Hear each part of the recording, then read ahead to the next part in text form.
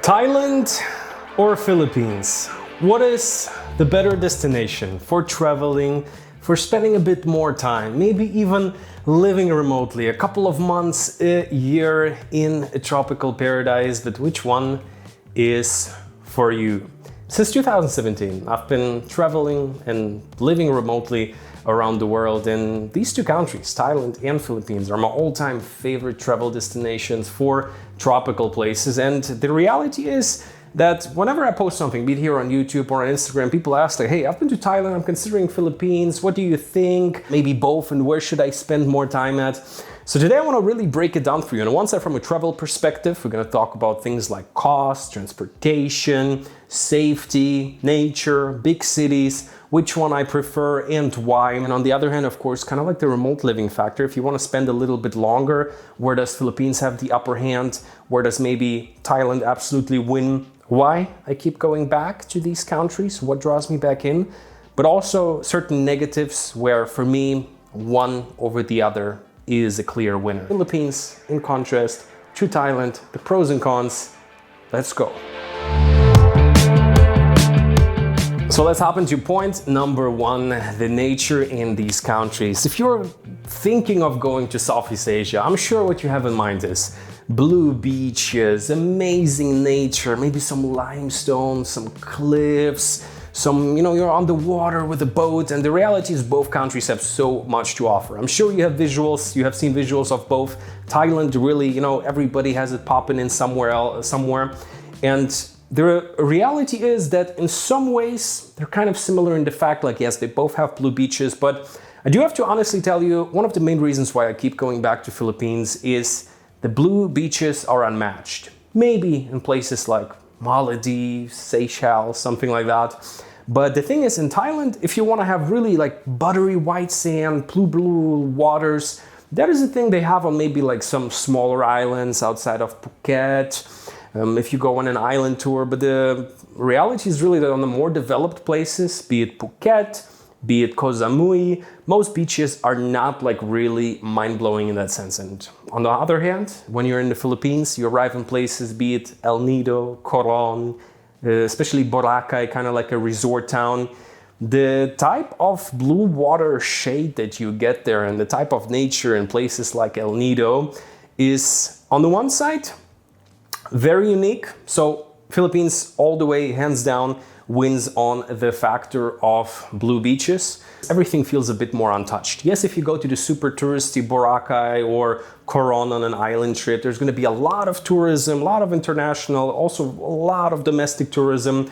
But if you go to some islands that are a little bit less known, or if you just take your own scooter and you kind of drive out and you explore, Philippines still has this little unexplored factor and kind of like bundled in with just blue waters on the most random islands. Even on islands that are completely not developed for tourism, you get these super clear waters, which is just, in terms of that, I would say Philippines has a slight upper hand.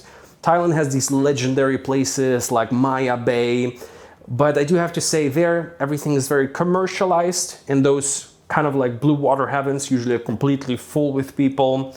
Whereas in the Philippines, there's a couple of busy touristy spots, and everything else, you have paradise pretty much to yourself. So Philippines takes it home with me. Of course, in some ways, they're kind of equal. If you don't mind the tourist crowds, it's easier to travel. Maybe Thailand wins for you personally. For me, purely for nature, Philippines takes this one home.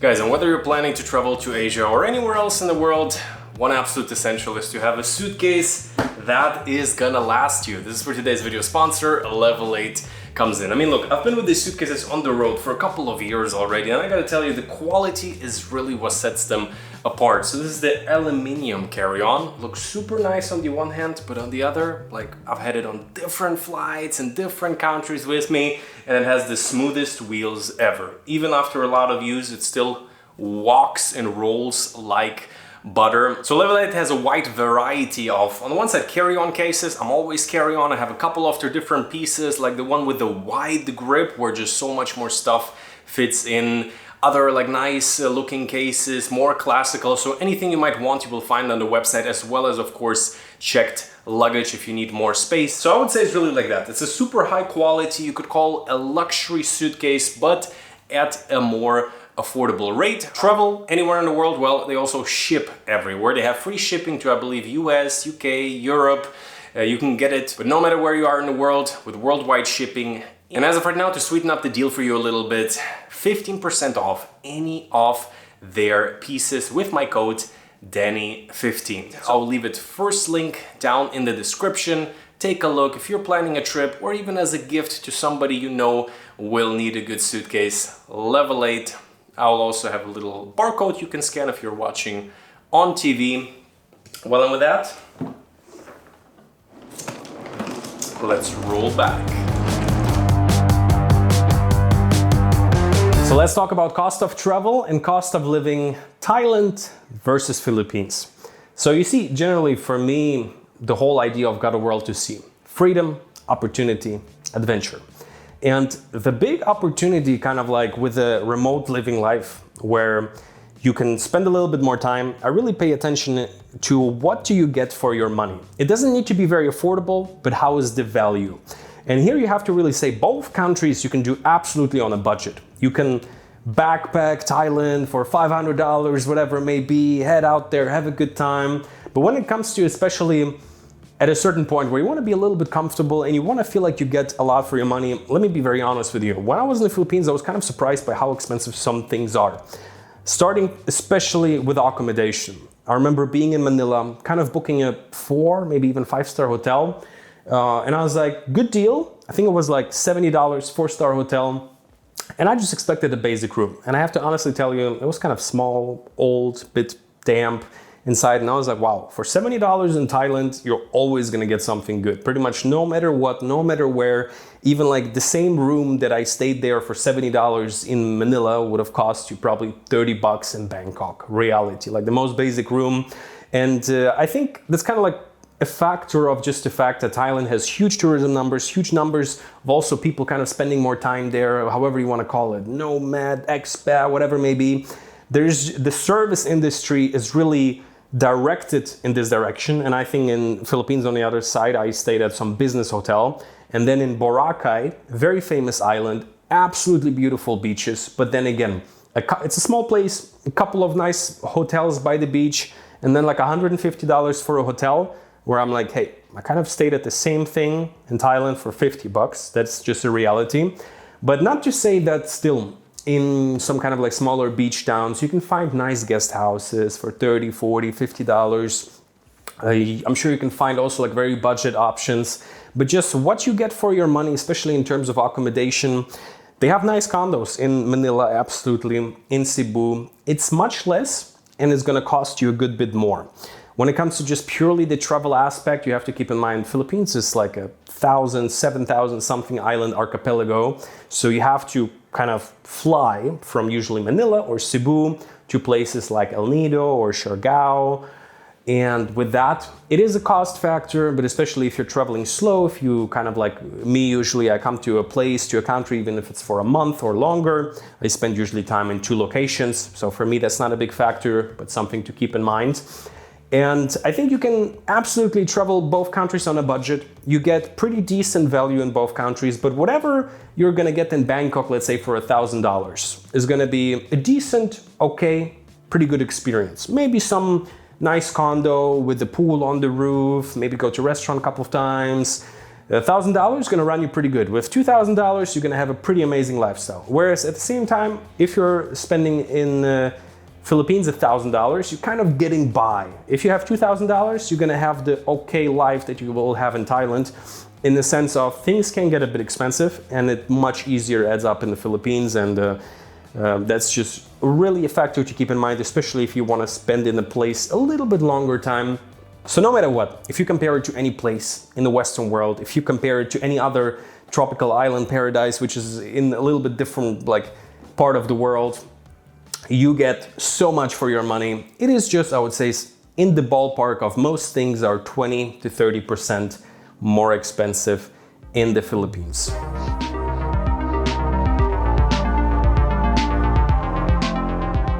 Next up, let's talk about safety.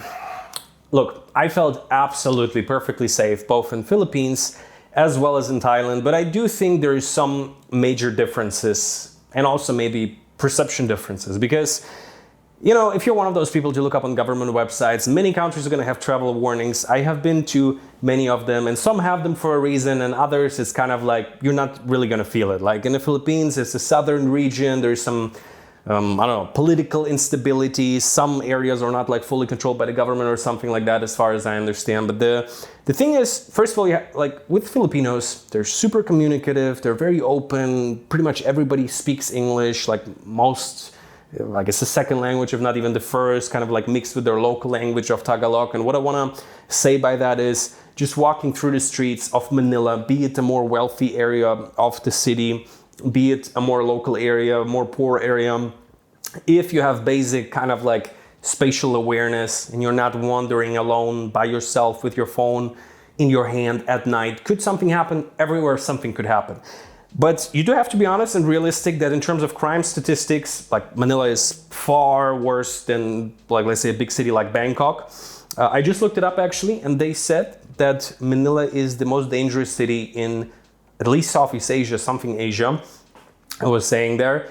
And if you think about it, it's a huge city, it's a major population, some areas struggle with poverty, and with that, you can imagine crime is happening. But you as a, let's say, if you want to spend more time in Manila, most people say don't do it. I think it's actually a pretty interesting city because the culture is very interesting in the Philippines in general. Like I don't want to go into a big historical background, but historically very different to Thailand. And so spending a bit of time there, and if you want to stay at a nice condo, have your usual day-to-day kind of like nice amenities for good daily life, have a nice gym, have a mall you can go to do your things, have a nice condo, Manila is the place to be. Personally, I found it to be absolutely safe. But if you are a bit concerned, Manila might be a bit edgy for you. I don't know. Let me know your thoughts in the comments down below. If you have been, I'm sure many people are going to watch that actually also maybe live there. Bangkok, on the other hand, I would say actually the same idea. If you're carrying around your phone at night in a quiet street, most likely you're going to be perfectly fine. Smallest chance of maybe somebody drive by on their scooter, this type of thing. But honestly, Thailand in general feels like the safest, coziest place whatsoever. With one caveat, I have to very honestly tell you that is, I feel like, a bit of an underrated. Whenever I feel something bad is happening, it's usually in a very big tourist area, like Phuket or Pattaya. What is it usually? It's either some people that have actually moved there and now almost have like mini baby gang wars on a budget, like somewhere in Pattaya, you know, or maybe it's some local people seeing some tourist people doing some stuff, maybe some conflicts going on between each other, just generally some clashes due to over-tourism. Like if you're in a place like Pattaya in Patong and you see some dudes driving around shirtless with their chain and their phone hanging out, usually police stops them on every corner. But you see, like, is there going to be some bar fights here and there? For sure. And that's why I personally actually like to stay away from like the over touristy areas, because in terms of safety, I'm pretty concerned about leaving my phone on the beach when I see the amount of people from all kinds of backgrounds being in a place like Patong, Phuket. You get the idea that I'm saying. Whereas in the more quiet areas, especially when it gets more local, most peaceful place ever. Thailand, absolutely nothing to worry about. With, I would say, both countries, a certain caveat. Absolutely, statistically speaking, Thailand is the safer place, mostly due to like a huge city like Manila that has its problems with crime. But the most go-to areas like El Nido, Siargao, like certain smaller towns in Cebu in the Philippines, like from a perspective of you're passing through, I wouldn't even look around my shoulder too much, honestly, like in these small towns. Yeah, that is my input. Me personally, I feel equally safe. Statistically, Thailand is the safer place. So yeah, especially if you want to spend in a big city more time, Thailand wins.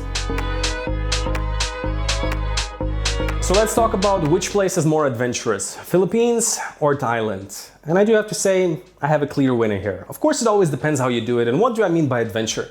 For me, it's always interesting when you kind of can be part of a place you have never been to before, and you just want to feel and see a little bit something different. You can dive into a certain world and moments that make you super present. And Philippines is one of those places. In some ways, because it's not as overdeveloped for tourism like a place like Thailand is. If you just go into some province, maybe it's around the Cebu area, very easy to fly in, but really any of the islands, maybe you get your own transport, your scooter, you drive through small villages, you see how people live, because there's no language barrier and everybody really speaks English, you can communicate with the locals a bit, see what is going on. And like, it's really one of those countries where everybody's gonna invite you for dinner and you might end up, I don't know, like, there has been some really funny stories. So the adventure factor is really high. Of course, with that, there's also certain little bit of a danger factor because, like, you know, you're out there somewhere in the country on a scooter. Like, is there a hospital somewhere around? Probably, but where? You know, the questions like that. But especially for me, if I'm in a place, let's say for a month, and maybe we hang out in the big city throughout the week, and then if you're like in Cebu, you drive out into the provinces, you have amazing blue beaches, you have some type of food that is being sold in little stalls, little local restaurants, and all of that is not made for you as a visitor. It is the local people living their local life, and here you have a bonus that you kind of get a bit more into an insight of their life because you speak the language. And from the perspective of Thailand, of course, you can do the same. You can grab a scooter, you can drive around, but usually the infrastructure is superb. Like, you're not gonna get off the beaten path that much. Maybe you're somewhere in the north, things get a bit like less tropical, but usually it's very peaceful and very calm. Whenever I drive out just in Thailand somewhere, usually there is a temple somewhere, maybe somebody selling like coconuts somewhere, like not even in a touristy setting. But the reality is most of the beach towns, they have great infrastructure for kind of like staying longer there, but they don't really have the edge. The only edge you're gonna experience is like 5 guys wanting to sell you a ping pong show in Patong, Phuket, and they can be pretty, you know, stubborn, or let's say resilient in their sales tactics. I never give in to this day. I don't know what a ping pong show is. I know what it is, but that's what I mean. It's kind of like a certain adventure factor is gone. Like, you know, you might go to some elephant sanctuary, you might see not the best conditions, but with that, it's super convenient, it's super peaceful, it's really quiet, especially outside of the tourist areas. And most beaches are discovered, most kind of like viewpoints, you're definitely not gonna be there by yourself, you're not too randomly gonna find some viewpoints. And of course, it is a big country, and if you're really looking for adventure, I'm sure you can find it in Thailand. But Philippines is one of those places, no matter what you do, you are gonna end up in some local party with some Filipino rum, and it's truly adventure factor. Philippines wins for me, hands down. And now, as I promised, let's talk about remote living. Kind of like, for me, one of the main factors I kind of always keep an eye open when I travel. When I come into a country, I'm like, hey, could I see myself spending a bit longer here? How is the infrastructure? How is kind of like the vibe with the local population? Is it just kind of like really short-term tourism, a town that is just set out for that? That would be uncomfortable to spend more time in. Or is it not at all kind of like developed for people like being there from the outside, and you're just gonna be... Philippines and Thailand, I would say like that. Wi-Fi, super important. For many people working remotely and relying on a stable Wi-Fi connection, Philippines tropical destinations, if you're like really need to upload stuff, I'm talking 4K, forget about it. Like El Nido, Coron, even sometimes in Manila, I had a hard time finding a really good Wi-Fi connection to upload like 50 gigabyte, 100 gigabyte. You're gonna be doing that for a week in the islands. If it's just kind of like a video call, you're probably gonna get away even on the islands, maybe better with your data. But that is a real thing that, who knows, maybe it's gonna be fixed in some ways over the coming years. I can imagine it's complicated if you have so many islands and also kind of like mountain sceneries on some of them. But that is just a factor that, for me, really, when I was there, at some point I even gave up trying to upload, be it videos, And another factor, like I said, it's the development and infrastructure in terms of if you want to stay a little bit longer somewhere. Bangkok is truly one of the best cities in the world, hands down. You get amazing condos. If you're planning to spend a couple of months there, you can rent something long term, and just starting from like maybe $500, $800, $1,000, you can get like luxury stuff pretty much and just upgrade your life by a lot. Whereas in Manila, they have some nice condos. It's going to be a good bit more expensive. It's going to be much harder to get that long term. Like really, that's just if that's for me. It's for me, Philippines is much more of a travel destination, mostly because of Wi-Fi and kind of like the missing competitiveness when it comes to. There's no really town like Thailand has a Phuket, maybe even a Koh Samui or a Koh Phangan that has a certain infrastructure for not just being a tourist there, but kind of being able to live there in a way, starting with good accommodation, with good gyms, even on islands and things like that. Siargao is kind of like the thing that comes closest to it in the Philippines. It has like a little even community there, both local Filipino as well as international people really from all over the world. I would say it's probably a couple of thousand, maybe 10,000 people that do that on a reasonably small island, depending on the season. It's kind of like a mini Bali in a way. So it is up and coming. Maybe it will become more, but once again, because the connectivity is a bit complicated. Manila, I don't personally really see the appeal of spending there weeks or months, and the competitiveness in terms of what you get for your money, it's also is a good bit more expensive. So Bangkok, for me, hands down, wins pretty much in all of Asia when it comes to a certain value, what you get for your money, kind of like, again, the cost factor. And obviously a lot of people have noticed that. So with that, a certain community of, however you want to call it, people living remotely, that's how I call it. People call it digital nomads, expats, whatever it may be. Some people want to insist, hey, you're just immigrants. Depends. Some people also immigrate to Thailand long term, whatever you want to call it. There is a pretty good community in Thailand, be it in cities like Bangkok or Phuket and the bigger hubs, people that are spending their long term or doing a similar model to me where you spend a couple of months here, a couple of months there. And in terms of visas also, recently Thailand launched a DTV visa, which you can spend there multiple years fairly easily. They always had golden visa programs, which are quite pricey, but you can buy a 5-year visa and pretty much spend as much time as you want. I think Philippines is pretty famous for retirement visas, but just like digital nomad visas, I don't know, maybe there is something in the works. I do see a lot of potential in the Philippines, generally for both tourism as well as kind of like as a destination to attract people to spend there multiple times, which a lot of countries do that because at the end of the day, people spend time in the economy, they spend their money there, and then they just leave. So they're pretty much a net positive, really. So lots of potential I see in the Philippines, but Thailand is a super developed destination when it comes to that. And if you are relying on really strong Wi-Fi, Philippines might really knock you out there a little bit. So there, I wouldn't say it's impossible, but you have to really strategically plan, make sure you book a hotel that has good Wi-Fi.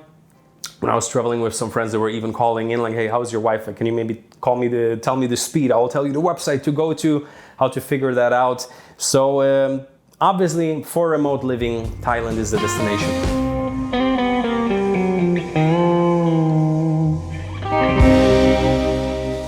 That pretty much explains why I keep coming back to Thailand, because it kind of has the best of both worlds. It has the tropical vibe where you can stay longer. But when it comes to travel, I actually slightly prefer Philippines. If I hear somebody, hey, I've been to Thailand a couple of times, I'm thinking where to go else, I'm always like, hey, got to check out Philippines. Tell me a bit more. Yeah, Philippines could be really for you. Oh, you need the best Wi-Fi? You need good Wi-Fi connection? Forget about it. I mean, it's a reality. But nonetheless, I want to kind of finish off on the fact that I feel like there is a lot of potential, and I'm excited to see how Philippines would develop in just the next really 10 years. I think if they would come out with like an easy nomad visa, and if a place like maybe Siargao or even more so some kind of island, it's organically and naturally happening, and Siargao is actually a place that I want to revisit. And so let me know your thoughts. Have you been to both places? Which one do you prefer and why? Of course, I thought it's always possible. Some people might get mad like, hey, why do you compare countries? Everything is unique in its own way. And absolutely, of course, in the sense of it is a question that comes up when somebody decides where they want to travel, and especially if somebody kind of like wants to spend more time in the country. There's certain questions that come up that I hopefully give you a little bit of an insight into. Like I said, two of my absolute travel favorites for sure, and Thailand, one of my absolute favorites for spending a bit longer time. But once again, if you do it right, because as you maybe have heard, one of my main kind of like sticking points with Thailand is that the first times I was there, I didn't like it that much because it was very touristy, very over kind of like commercialized, almost sad to an extent. But then if you spend a bit longer time in really any of the major hubs of Thailand, you kind of find your corners, you find the more quiet areas, you find the places that you truly enjoy, where you can kind of like design your lifestyle. Whereas in contrast to that, in the Philippines, the first time I was there, I was absolutely amazed because the adventure factor was there. Everything felt so new, so different, like absolutely like a contrast to anything else I have seen so far. But at the same time, if you spend a longer time there and you just have day-to-day struggles, you realize, hey, this is a place where I would love to travel, but when it comes to staying longer, there's just other places that offer more. And kind of like I always distinguish for myself, is it a travel destination, travel adventure, or is it a destination more also for kind of like living remotely for me? Because there is places when I come to Thailand, I'm not in super adventure and discovery mode. I'm more there in the mode of like, hey, I know my areas, I know my places. It gives a certain comfort while being in an amazing tropical setting. And this is what Got a World to See is all about. If you're new here by any chance, I document my life around these ideas: opportunity, freedom, adventure, living around the world. And yeah, excited to hear your thoughts down below. If you want to see where I'm right now, join me on Instagram. There I kind of share some cool locations, different pools, viewpoints, hotels from around the world. And yeah, with that, you too, got a world to see.